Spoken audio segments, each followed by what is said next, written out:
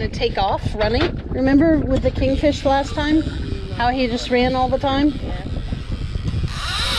Like that. If he starts to run again, just let him go. It's a big, powerful fish.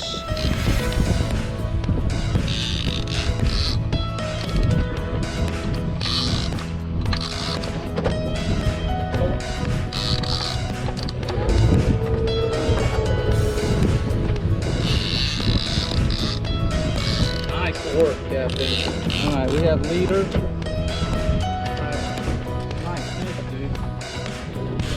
Good one. Young lady, where you're sitting is where he's going. Is it a really big one?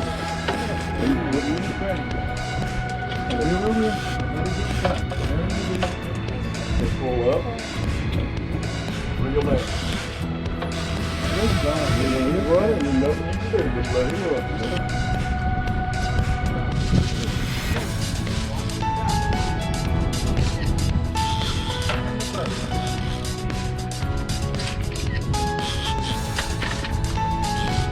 Great job, Aiden.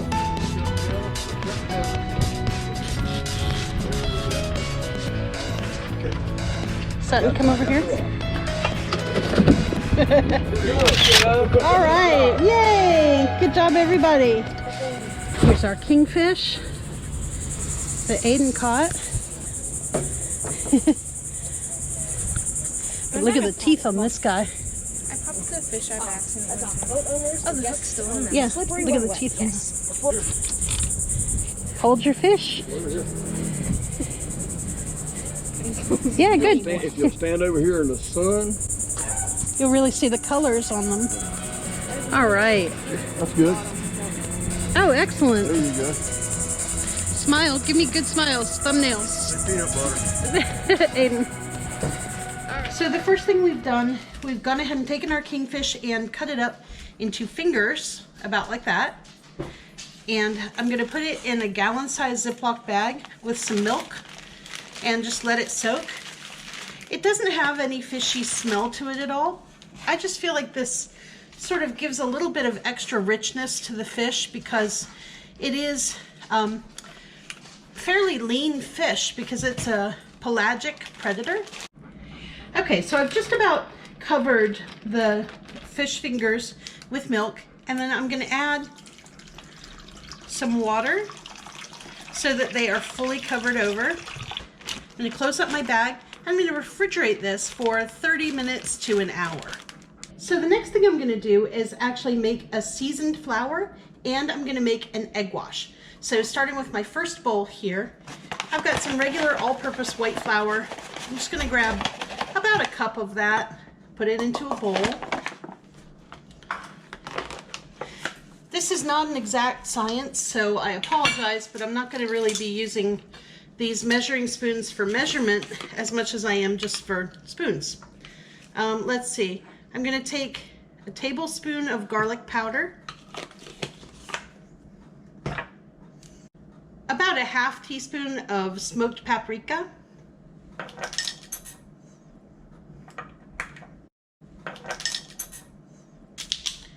about the same amount of cayenne. And because I'm sort of limited on the spices that I purchased here in our vacation house, I'm going to use herbes de Provence. This is a nice blend with lots of different flavors in it. I'm going to use about a tablespoon for this amount of flour. Again, this is herbes de Provence. It is a nice general all-purpose seasoning. It has basil, marjoram, thyme, fennel, lavender, and tarragon. So it's kind of like a little bit fruitier Italian seasoning if you're not familiar with this. It's very nice. I think it's going to be great on this fish. It gives a nice delicate herbal flavor. And then just a little bit of salt and pepper. Mix that around with my fork and set that aside. Next up, the wet ingredients. So for flavor, I'm going to take actually about a tablespoon of just plain yellow mustard. Normally I would use mustard powder, dried mustard powder, but like I said, I'm in this vacation house, I didn't purchase that, And so I'm going to make do with what I have. I'm going to use mustard in the wet ingredients instead. To this, we're going to add 2 eggs.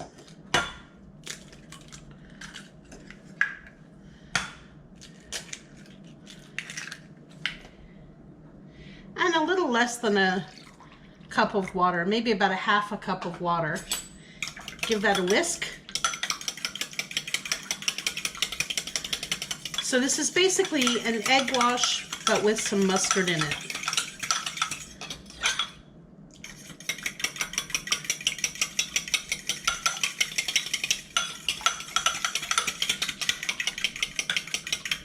For the other secret ingredient, the Corona.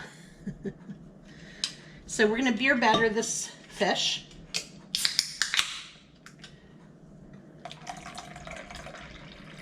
I'm probably going to end up using about half of this can of beer. No telling what will happen to the other half. There we go. And that's our wet ingredients that we use to dip the fish. Okay. So as you can see, I've got the pieces of kingfish out of the milk. It's been about 30 to 40 minutes. I gently toss them in the first flour mixture, then a quick dip into the egg wash, and then a quick coating in the second flour mixture, and then set them aside on a plate. So I'm over here at the stove now, and I've got my oil pretty hot. One of the ways that you can test the temperature of oil if you don't have a thermometer is to take a little piece of bread and throw it in there. If it browns in a 30 count, then you know your oil is at the right temperature for frying. Just a little tip.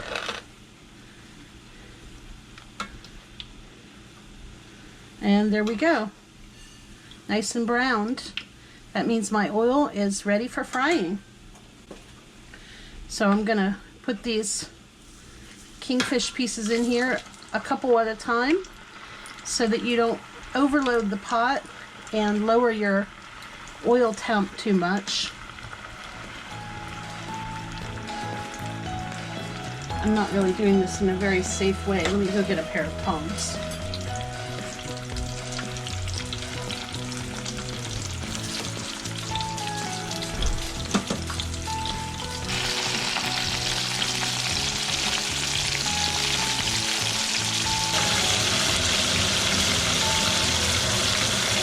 Okay. Gonna take that out.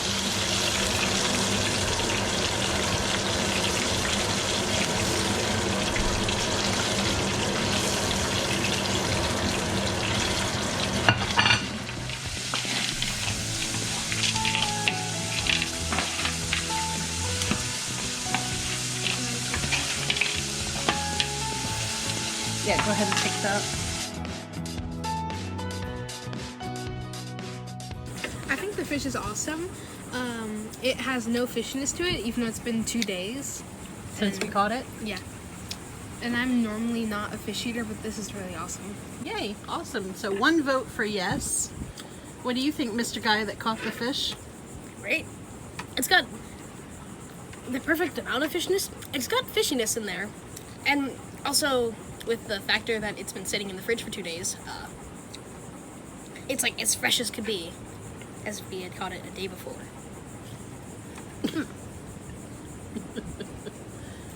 Our neighbors are having a concert. So my impression of the fried kingfish is that it's delicious. It is a very unusual tasting fish to fry. It's a little bit darker, a little bit heavier of a fish because it is a mackerel. I think it's delicious. There's no fishiness, there's no oily flavor, even though the only oil that I had to cook it in was actually olive oil. Not my first choice, but I forgot to buy regular vegetable oil at the store.